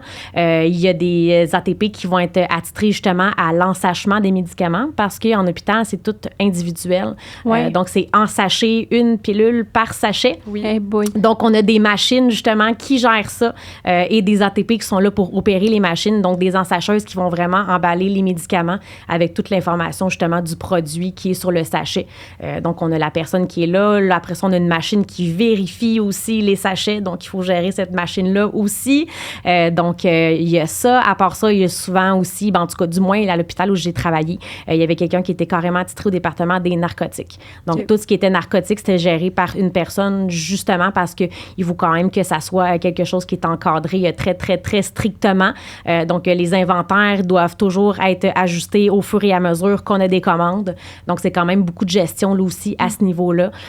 Donc, il y a quelqu'un qui est attitré juste à ça. On a nos ATP en entrée de données. Donc, les médecins qui écrivent des prescriptions à longueur de journée, ça rentre à la pharmacie, puis il faut informatiser ça dans les dossiers pour qu'après ça, les pharmaciens les vérifient, puis que les prescriptions, justement, ils puissent être servies à nos patients. Donc, c'est sûr, certain que ça, il faut être quand même très proactif, justement, pour que les dossiers se mettent à jour, puis qu'on puisse servir les médicaments aux patients. Donc, voilà. À part ça, on se promène, justement, là, dans les départements, que ça soit pour aller remplir les réserves, que ça soit pour aller porter des produits qui sont commandés d'urgence. Fait qu'on se promène quand même beaucoup. Il y a des ATP qui vont aller aussi voir les patients dans les chambres pour justement faire un bilan des médicaments qu'ils prennent pour justement après ça créer les dossiers, mettre les dossiers à jour. Donc des fois on va aller voir directement les patients. C'est sûr que c'est pas service à la clientèle comme en pharmacie, ça n'a vraiment rien à voir, mais pas du tout là, parce que de façon générale on n'est pas en contact là avec les patients, comme les infirmières, exemple, les spécialistes, les choses comme ça. Fait que du moins en général c'est pas mal ça qui se passe en hôpital vétérinaire. Fait que c'est des vétérinaires, oui, pour humain. Donc hôpital humain. Fait que oui, il y a quand même vraiment beaucoup de tâches. On est vraiment beaucoup aussi dans une pharmacie là, depuis le temps, justement, parce qu'il y a tellement de tâches. Puis évidemment, on gère l'hôpital au complet. Oui, c'est sûr. Puis on sait que les hôpitaux sont toujours à trop pleine 130%, capacité. tu sais. Fait que ça fait énormément de commandes, de prescriptions qui arrivent en même temps, de l'urgence, d'une opération, de ci, de ça. Fait que c'est beaucoup de gestion, ça aussi. Là. énormément de gestion. C'est quelque chose. Puis, exactement. Quand là, tu parlais de. Tu vas rencontrer les patients, qu'est-ce que tu fais exactement quand tu vas voir un patient dans la chambre d'hôpital? Moi, personnellement, je ne l'ai pas fait parce que quand j'ai fait ma reconnaissance des acquis et compétences pour le DEP, on n'allait pas dans les chambres parce que c'était encore mesure COVID. Donc, pendant le COVID, les ATP n'allaient plus dans les chambres des patients. Donc là, à ce moment-là, je ne sais pas comment ils géraient le tout, mais du moins, je sais que quand on va dans les chambres des patients, c'est vraiment pour avoir les informations là, sur ce que le patient prend comme médicament. Là, au-delà de ça, malheureusement, j'ai pas eu la chance de le faire. J'aurais quand même vraiment aimé ça, là, voir c'est quoi justement. Là, je rentre dans la chambre du patient. Bon, je vous pose des questions. Qu'est-ce que vous prenez, monsieur? C'est évidemment qu'il y a des patients qui savent pas du tout ce qu'ils prennent. Heureusement, on envoie justement des demandes à nos pharmacies de quartier pour avoir les dossiers des patients. Mais c'est vraiment pour aller là, s'assurer là, qu'on a les bonnes informations avec les patients. Mais je n'ai pas plus de détails. Donc, c'est pour faire le lien là, entre qu'est-ce que le patient il prend en communautaire puis quand il arrive en hôpital. Exactement. Parce que nos patients qui arrivent à l'hôpital, de façon générale, ils vont pas une liste, là, prendre des médicaments. Ils ne traînent pas, c'est ça. Papier à chaque fois. Là, en général, les patients n'ont pas leur liste de médicaments ou ça fait 4 ans qu'elle est dans leur portefeuille puis on la voit plus ou il y a plein de choses qu'ils prennent plus ou qui ont changé. Donc oui, heureusement, on est en lien là, avec les pharmacies communautaires pour qu'ils nous envoient des listes, là, évidemment, là, des dossiers. Fait que oui, voilà. C'est vous qui faites le relais, le pont un peu là, entre les deux milieux là, pour être sûr que la continuité des soins se fasse. Exactement. De faire vraiment un bilan là, pour comparer justement là, les informations pour s'assurer là, que tout est en règle. Puis à l'inverse, à la sortie, est-ce que c'est encore une ATP qui s'occupe de faire, de produire le papier de prescription avec qu'est-ce que le patient a pris à l'hôpital puis qu'est-ce qu'on décide de represcrire ou non à la maison? En fait, à la base, c'est comme déjà tout informatisé. Donc, au bout du compte, quand que le patient va sortir, on est capable là, d'imprimer justement la liste de ce qu'il prenait. Donc là, ça peut être inscrit justement si le médicament a été cessé dans son dossier. Oui, il va apparaître sur sa sortie d'hôpital, comme on dit, mais ça va être écrit que c'est cessé. Donc, on va voir là, plusieurs choses comme ça. Fait que oui, évidemment, c'est le médecin qu'il faut qu'il confirme que oui, c'est ce que je prescris. Mais à la base, là, c'est ça. Pour tout ce qui est informatisation, c'est les ATP qui les rentrent et les pharmaciens qui les vérifient. Fait que c'est pas mal. Comment tu ferais le comparatif entre communautaire et hospitalier? C'est quoi les grosses différences entre ces deux milieux-là? Parce que oui, ça se ressemble quand même parce que vous avez comme les mêmes tâches de préparer les médicaments, tout ça, mais tu sais, c'est pas pantoute le même sorte de milieu de travail. Fait que comment tu les comparais pour nous donner une idée? Bien, je pense que la grosse différence qui va faire en sorte que je vais au communautaire ou à l'hôpital, c'est vraiment au niveau du service client. C'est sûr certain que la pharmacie communautaire, le service au client, c'est la base. C'est là que ça se passe. C'est le nerf de la guerre. Fait que c'est vraiment là qu'il faut avoir des aptitudes aussi, puis il faut avoir envie de jaser avec nos patients, puis justement de régler des fois des problèmes avec eux ou bon, d'essayer de comprendre là, certaines choses. Fait que je pense que c'est vraiment le gros de la différence. C'est sûr certain qu'en hôpital, il y a automatiquement plus de tâches, exemple comme des préparations stériles. Il y a certaines pharmacies qui vont avoir des hôtes qui vont faire de la préparation, mais en règle générale, pas vraiment. Fait que c'est sûr certain qu'en allant à l'hôpital, ça peut te donner l'opportunité aussi de faire ce genre de tâches-là si c'est quelque chose que t'aimes. Il y en a qui veulent juste faire ça, carrément. Donc, automatiquement, ils vont aller souvent là, en hôpital justement pour faire ça. Mais c'est surtout vraiment là, qu'il y a peu ou pas de contact avec les patients. Fait que c'est ce qui peut attirer là, les gens plus vers le milieu hospitalier. Là. Puis les médicaments sont sûrement peut-être un peu plus compliqués ou il y a peut-être plus de choses particulières. T'sais, comme tu parlais de stérile aussi, fait peut-être toute la complexité des médicaments, des pathologies, de toutes ces choses-là. Fait que à ce niveau-là, est-ce que ça prend une formation supplémentaire pour travailler en milieu hospitalier en tant que technicienne ou tu peux travailler mettons, on parlait qu'il y en a qui n'ont pas de formation. ouais. Ils peuvent-tu travailler en milieu hospitalier? À la base, non. La formation qui est donnée, exemple pour le DEP, que ce soit que tu vas en communautaire ou à l'hôpital, c'est la même. Par contre, si tu es quelqu'un comme moi, quand j'ai commencé, qui n'avait pas d'expérience, je ne pourrais pas aller en hôpital. OK. Il faut quand même vraiment avoir une formation, justement, parce que c'est pas du tout la même chose. Il y a des affaires beaucoup plus poussées, justement, comme la préparation stérile, là, qu'il y a pas vraiment en pharmacie. C'est vraiment des notions qu'il faut maîtriser puis qu'il faut quand même avoir là, des certaines aptitudes puis des certaines connaissances aussi pour aller travailler en hôpital. Fait que c'est sûr certain que si tu n'as pas au moins un DEP, tu ne peux pas aller travailler à l'hôpital. Mais si tu veux quand même travailler en pharmacie, tu peux aller au communautaire. OK. Mais quand tu as fait ton DEP, Ouais. tu n'es pas obligé d'avoir une autre formation de plus. La formation que tu as avec le DEP est suffisante pour pouvoir travailler en milieu hospitalier. Tu n'as pas besoin de te spécialiser plus que ça. Pas du tout. Il y a des milieux hospitaliers qui vont redonner certaines formations, justement, que si, exemple, tu vas justement en préparation, il y en a qui vont faire eux-mêmes leur formation. Mais de base, il n'y a pas de formation supplémentaire pour aller à l'hôpital, exemple, comme le pharmacien qui doit aller faire là, sa maîtrise pour aller travailler en hospitalier. Ouais. L'ATP, un coup qu'elle a fait son cours, elle peut aller autant en hospitalier qu'en communautaire. Les deux sont possibles comme milieu de travail par après. Ouais. Puis, est-ce que c'est ça, tu as moins de gestion de ressources humaines, mais comment dire, de relations avec les autres. Fait que peut-être qu'il y en a, peut-être que leur personnalité, c'est peut-être plus technique, tu sais, faire les choses techniques. Fait que là, peut-être que ça te ressemblerait plus d'aller peut-être vers ce milieu-là, sachant qu'avec la formation, tu peux faire les deux, là, tu sais. Ouais. C'est sûr qu'il y a plus d'avantages aussi en hôpital. Bon, les salaires ont tendance à être un petit peu plus élevés.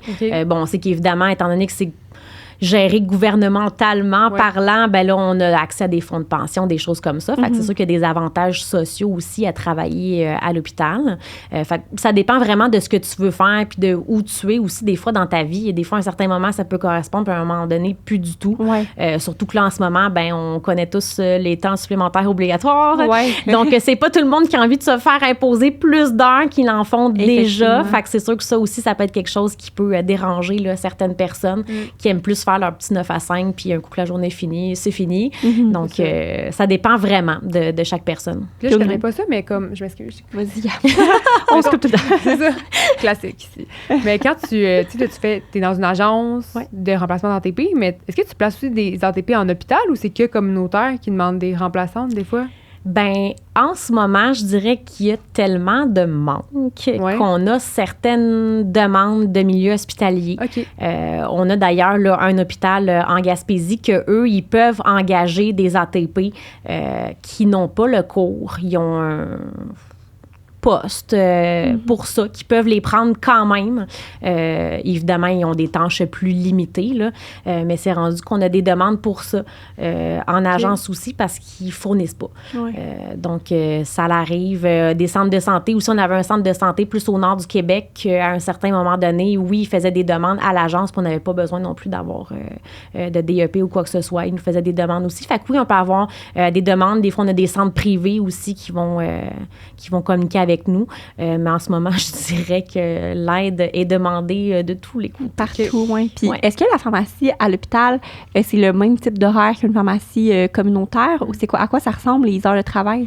Bien, on commence beaucoup plus tôt le matin. On sait tous que les pharmacies, de règle générale, bon, il y en a qui sont 24 heures, mais c'est quand même pas très commun non plus, les pharmacies 24 heures. On sait tous que c'est à peu près du 9 à 9, du 9 à 10. Bon, c'est dans ces eaux-là. En hôpital, on commence plus tôt. Ça peut être 7 heures, ça peut être 8 heures. Et on finit peut-être plus tard aussi, tout dépendant évidemment là, des pharmacies, mais ça commence plus tôt. C'est ça. Mais ça ferme la pharmacie à l'hôpital à une certaine heure. Là, je sais pas, c'est des hôpitaux qui sont ouverts 24 sur 24. Peut-être certaines, mais en général. Oui, en général, moi, en tout cas, de ce que j'ai vu des hôpitaux, là, justement, dans ma région, là, oui, c'est quand même fermé là, durant la nuit. D'où l'utilité, justement, là, des réserves dans différents départements, justement, parce que la pharmacie n'est pas toujours accessible, parce qu'ils ont besoin de quelque chose là, maintenant. Ils peuvent pas attendre. Donc, à ce moment-là, c'est une des raisons pourquoi, justement, là, il y a ça dans les départements. Parce que je sais qu'on a des pharmaciens qui travaillent en milieu, en établissement de santé, qui sont de garde. Est-ce que, tu sais, si ça existe aussi pour les ATP, pour faire les préparations, s'il y en a qui sont de garde à l'hôpital? C'est une vraiment bonne question. Je sais qu'au communautaire, ça se fait. OK. J'ai une pharmacie en tête là, que oui, la fin de semaine, les ATP sont de garde. Donc, OK. s'il y a des urgences, ils vont rentrer à la pharmacie, ils vont faire les préparations. OK. En milieu hospitalier, honnêtement, j'ai aucune idée. J'imagine que oui. Ouais, Je verrais mal un pharmacien s'habiller pour aller dans la hotte puis faire un traitement là, de, Ouais, de c'est ça, peu importe Ouais, quoi. c'est ça. Fait que j'imagine que s'il y a des pharmaciens sous rappel, il doit avoir une Peut-être des ATP, ATP. pas loin. OK, ouais, OK. ouais. Fait que ça se ressemble aussi, ça ressemble un peu au travail du pharmacien dans le sens que tu dois te déplacer s'il y a des urgences, peut-être que ça pourrait, parce que si le pharmacien doit se déplacer, sûrement qu'il y a aussi l'ATP qui va, son bras souhaite, droit. en tout On le sait tous. Ouais.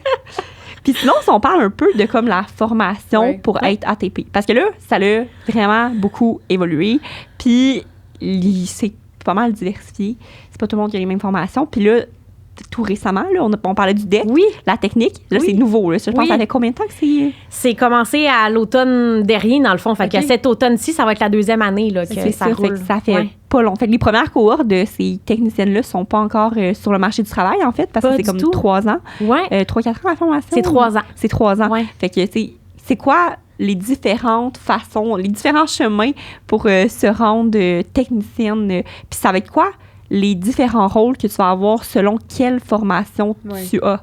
Parce que je pense que ça, c'est quelque chose qui est peut-être moins clair. Oui, Puis ouais. peut-être qu'il y a même entre les techniciennes, ils comprennent pas trop le rôle l'une versus l'autre. Exact. Fait que peut-être essayer de comprendre tout ça, tous les chemins qu'on peut avoir. Oui, puis il y a beaucoup d'insécurité aussi parce que celle qui se dit j'ai pas de formation, qu'est-ce qui va m'arriver? Ouais. Celle qui a le DEP, bon, est-ce que je suis obligée d'aller faire le DEC? Il y a vraiment C'est vrai. beaucoup d'incertitudes à ce niveau-là. Dans les derniers mois, évidemment, étant donné que le DEC a commencé, on a quand même eu accès à beaucoup plus d'informations, c'est beaucoup plus clair. Mhm. Mais oui, à la base, là, quand ça a commencé, c'était un petit peu nébuleux et inquiétant là, pour certaines Ben oui. personnes. Surtout moi qui n'avais pas terminé ma reconnaissance, je me dis, mon Dieu, j'ai pas de formation, qu'est-ce que je vais faire? Est-ce que Ouais, je vais ouais. me faire tasser?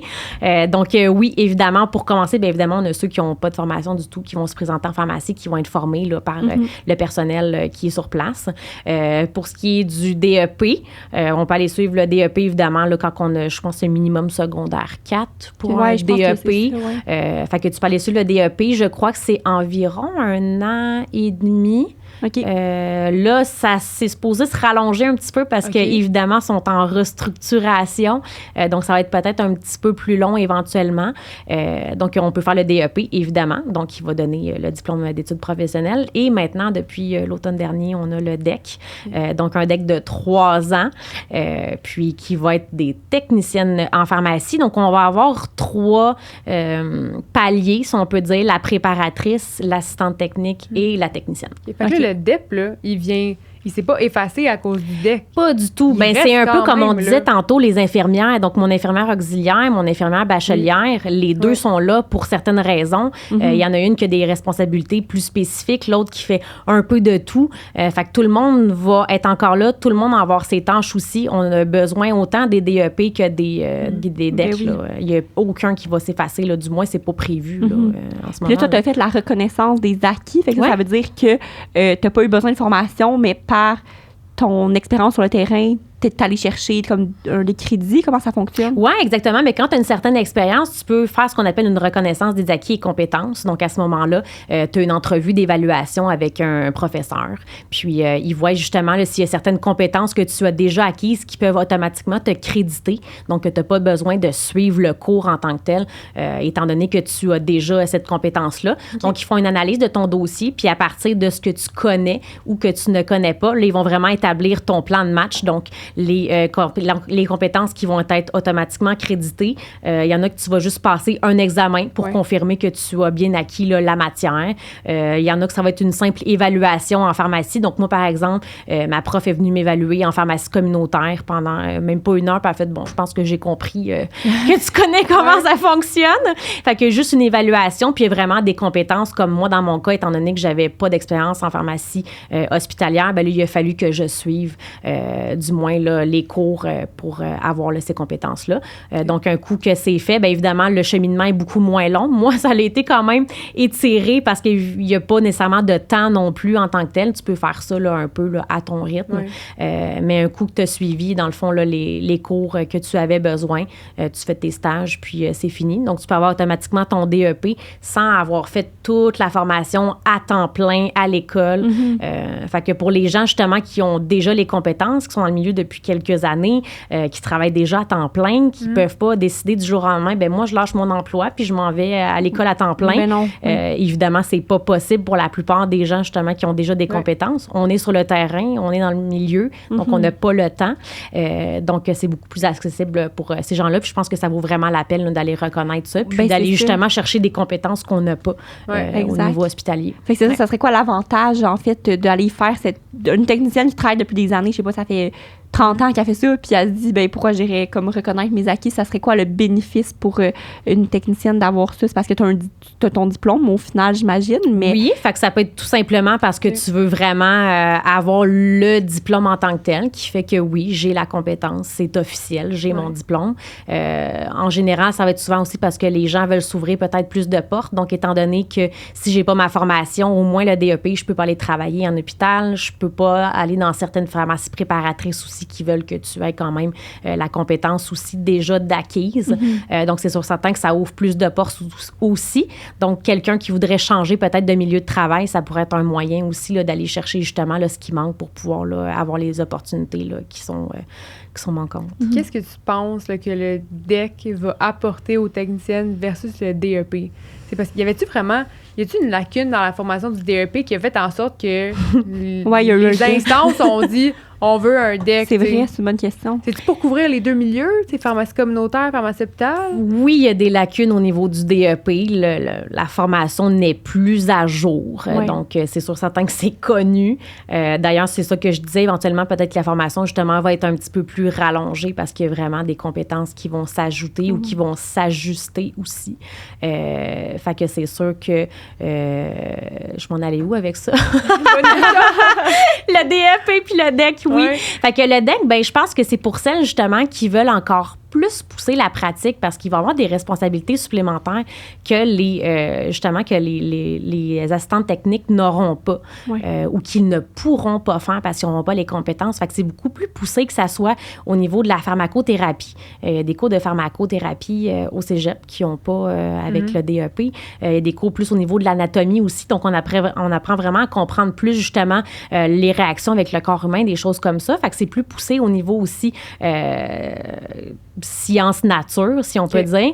Il y a aussi des cours que ça va être beaucoup plus au niveau de la gestion plus administrative, gestion d'équipe, de personnel, de choses comme ça. Fait qu'on va aller aussi chercher des compétences aussi là-dedans. Donc, ça peut être pratique pour justement une ATP qui a l'ambition peut-être de devenir une chef tech.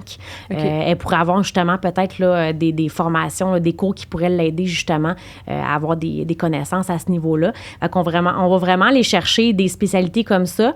Les ATP vont pouvoir... en fait, les TP, les techniciennes, vont pouvoir vacciner aussi. Donc, ça va être vraiment un support pour notre pharmacien qui s'est fait un petit peu garrocher la vaccination. Tu en fais, voilà, maintenant, suis la formation, on vaccine les patients.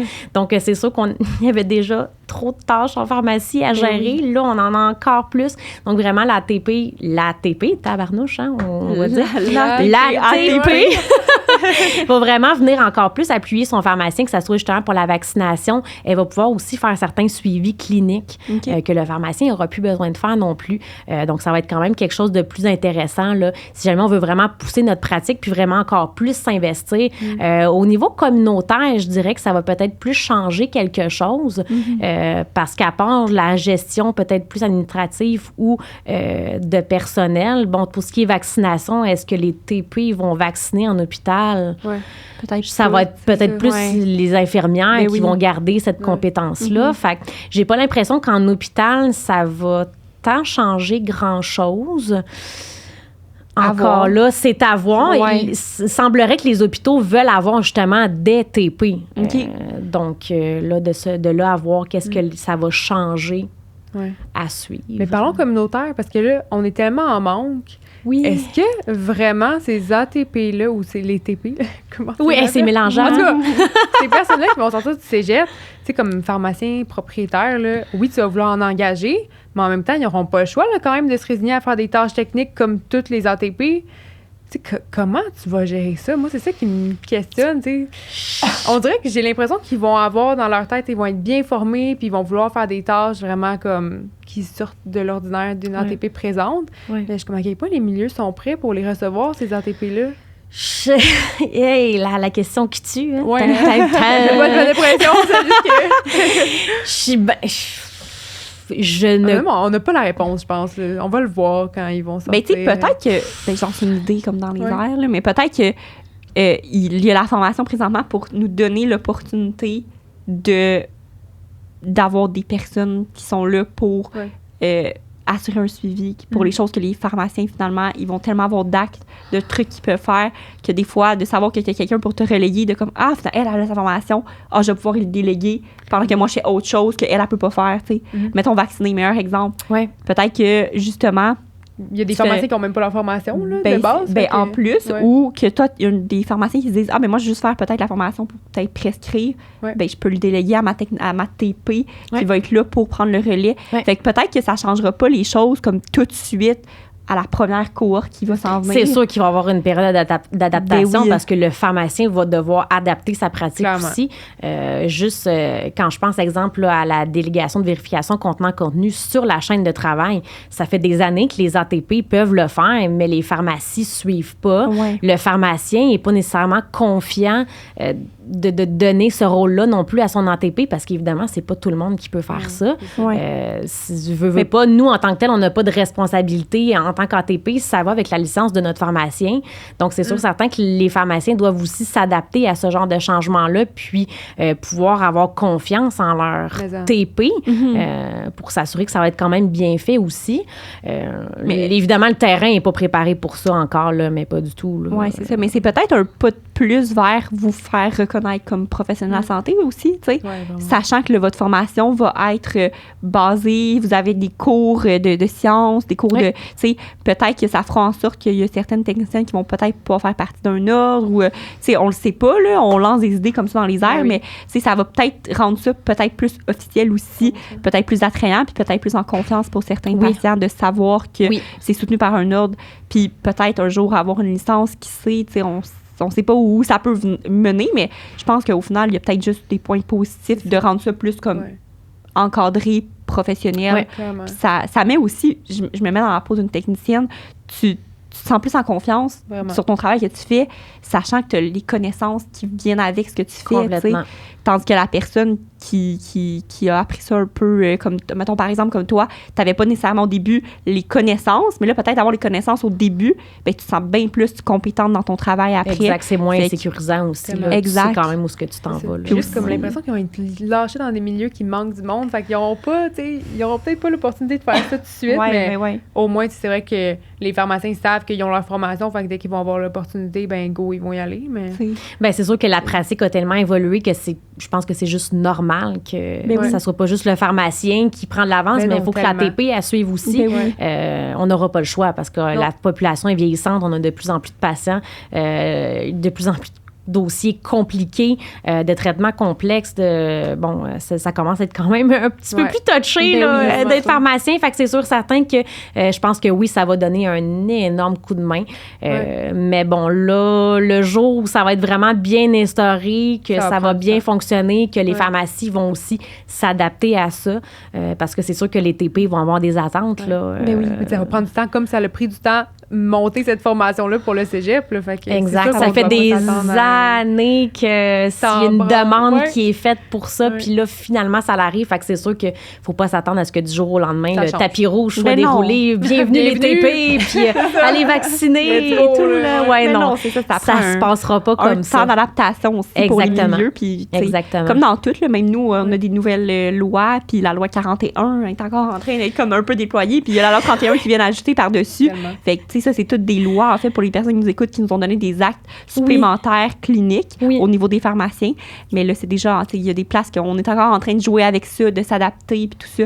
Fait que c'est un peu la même chose, je pense, pour la technique qui va devenir, on va en bénéficier, on va être content de les avoir, mais après ça, de trouver une façon de bien les intégrer dans la chaîne de travail aussi. Exactement. Pour maximiser, justement, puis optimiser aussi leurs compétences. Ouais, exact. Ils sont allés au cégep pour faire des actes super le fun, tu sais, qu'on voit pas ordinairement, tu sais, mettons aujourd'hui dans le milieu communautaire. Exact. Je pense que c'est important de leur faire, tu sais, de leur faire, là. Exactement. D'avoir quand même une confiance, là. Ben oui. Puis est-ce que, fait, dans le fond, tu sais, les techniciennes en ce moment qui sont sur le marché du travail, tu sais, ils n'ont pas à s'inquiéter de je vais-tu devoir aller faire des formations supplémentaires? Penses-tu que faudrait que les techniciennes se disent OK, il faudrait peut-être que j'aille étudier, faire mes reconnaissances d'acquis pour les gens qui l'ont pas, ou au contraire, faut comme se dire ça va être correct si je vais la garder ma job, c'est juste qu'elle va avoir une job différente de moi. Comment tu vois ça? Je pense que ça dépend vraiment chacun de où ils se voient puis qu'est-ce qu'ils veulent faire avec leur métier. T'sais. Est-ce que moi, je veux suivre la vague puis aller chercher justement ces compétences-là supplémentaires pour vraiment évoluer dans mon métier, aider encore plus mon pharmacien, faire encore plus de tâches parce que c'est sûr certain que les TP vont pas arriver, ils feront pas de comptage, ils feront pas d'entrée de données. C'est sûr certain que les TP vont probablement justement tout faire. Ils vont juste avoir des compétences supplémentaires, mais ils vont quand même faire le reste de la chaîne de travail. Là. Mais ça dépend vraiment de chaque personne, où tu te vois, puis qu'est-ce que tu veux faire dans ton travail, finalement. Là. Moi, c'est sûr que aujourd'hui, j'aurais pas dit ça quand j'ai commencé, évidemment, mais je pense qu'aujourd'hui, faut vraiment considérer de faire la formation, que ça soit juste d'aller chercher sa RAC pour le DEP, au moins. Même on peut faire la RAC pour le DEC aussi. Donc, si tu as déjà ton DEP ou même si tu as déjà de l'expérience en pharmacie, tu peux faire une reconnaissance des acquis pour le DEC aussi. Fait que, tu sais, ça peut être vraiment super intéressant. Tu sais, c'est sûr, certain que les ATP, des fois, qui sont peut-être un petit peu plus âgés, ils voient aucunement l'intérêt puis ils veulent pas le faire. Puis c'est complètement comprenable. C'est pas pour tout le monde. Mais quelqu'un qui veut vraiment évoluer avec le métier, qui veut en savoir plus, qui veut encore plus aider ses collègues, ses patients, ben c'est sûr certain que je pense que c'est une belle opportunité. Là. Puis c'est évident que la valorisation du métier, ça va par la formation. Si tout le monde, n'importe qui peut faire ça, c'est sûr certain qu'il n'y a pas vraiment de valorisation à ce niveau-là, tandis que si vraiment il y a une uniformité au niveau de la formation, que c'est beaucoup plus encadré, qu'il y a encore plus, justement, de tâches qui sont déléguées, que ça va encore plus dans le clinique. Je pense que là, vraiment, ça va commencer à être intéressant là, pour la reconnaissance du métier. Mais c'est ça, parce que ça peut être décourageant pour une technicienne qui travaille depuis 40 ans puis qui est super formée, que de voir la petite jeune rentrer un peu sans formation, mais que comme elle apprend comme un peu sur le tas, puis elle devient comme... Elle fait presque les mêmes tâches, mais c'est sûr que l'expérience de la personne de 40 ans, elle est là, puis elle va pouvoir faire plus de choses. Il n'y a rien qui achète l'expérience sur le terrain. Ben, c'est sûr, mais ça peut être peut-être frustrant pour des techniciennes comme ça de se dire ben tu sais, pourquoi que moi, je suis pas autant... Pourquoi je suis pas plus reconnue que quelqu'un qui vient juste de rentrer? Fait que, tu sais, au final, je pense que d'avoir sa formation supplémentaire, puis les techniciennes d'expérience, d'aller la chercher, ben ça va leur donner ça de plus dans leur bagage aussi. Là. Fait que c'est important aussi de reconnaître votre travail, que c'est un gros travail, puis tu sais, c'est pas juste quelque chose que tu apprends comme ça sur le tas. Je pense que... De nos jours, non, je pense que c'est rendu trop.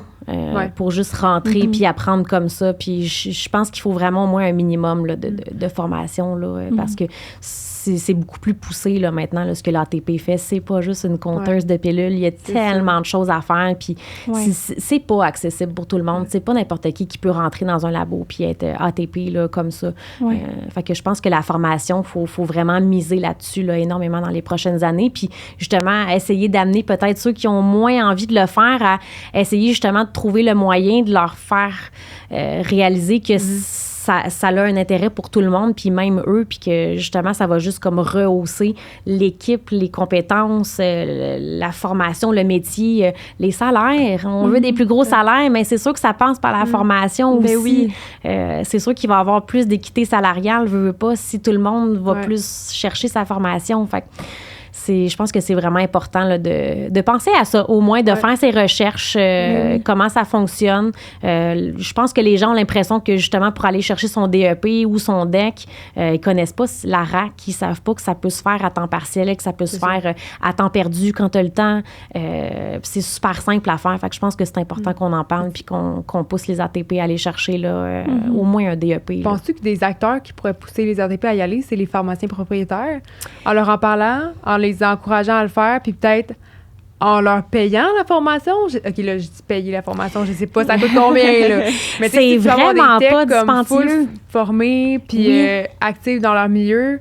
Pourquoi pas les Bien, je pense que ça passe aussi par nos pharmaciens propriétaires. Je crois qu'il faut que le pharmacien propriétaire embarque là-dedans puis qu'il vienne valoriser justement la formation à son équipe. Puis, tu sais, oui, ça peut être des avantages comme je te paye les frais. Tu sais, le DEP, la RAC, c'est vraiment... C'est pas grand-chose. Tu sais, si ça peut être juste ça ou je vais adapter ton horaire selon l'horaire que tu vas avoir ou... tu sais, je pense que le pharmacien propriétaire a définitivement un rôle à jouer là-dedans pour justement pousser ces ATP qui n'ont pas de formation à aller la chercher.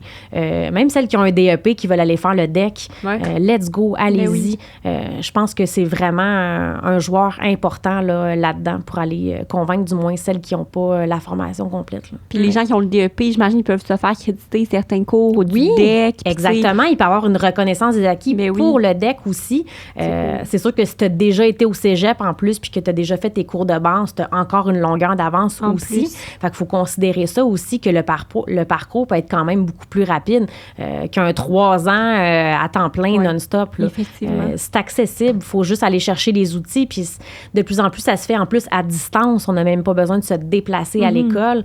Fait que, tu sais, c'est vraiment super accessible. Il faut juste aller chercher les informations, les moyens. Puis oui, je pense que les pharmaciens propriétaires devraient être en arrière de leur équipe technique pour pousser la formation, que ça soit la formation DEP, DEC, formation continue et compagnie. Je pense que c'est super important là, en ce moment, en 2022, de pousser pas juste nos pharmaciens là, à leur garrocher plein de nouvelles tâches, mais les ATP aussi. Là, il faut que ça suive. Là, on a des nouvelles tâches, il faut que notre équipe technique suive, on a besoin de vous. Faut être tout le monde à niveau, il faut suivre. Là, exactement. C'est vraiment, ces formations-là, sont-tu en ligne? Mettons, tu veux faire ta reconnaissance, tu as un DEP, tu veux faire ta reconnaissance des acquis pour avoir un DEC.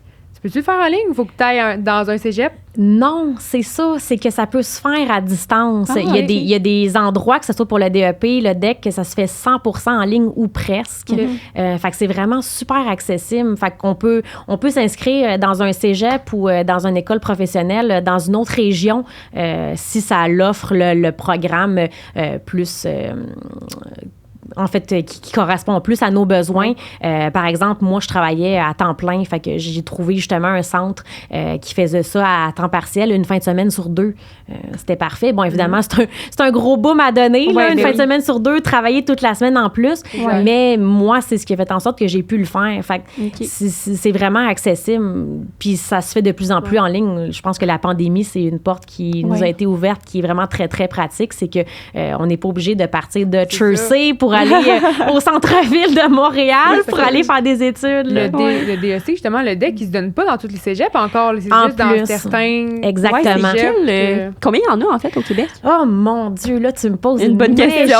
Parce que je sais qu'il y en a pas beaucoup de... je connais pas le chiffre exact, mais il y en a pas dans toutes les régions. C'est ça, c'est pas donné partout. Fait que c'est sûr certain que c'est pas accessible, malheureusement, pour tout le monde. Mais encore là, étant donné que ça peut se donner en ligne presque à 100% ou à 100%, là, tout dépendant des écoles, il y a quand même moyen de faire quelque chose, là, quitte à aller chercher certaines compétences qui sont en ligne, puis après ça, celles en classe, par exemple, ben là, tu sais...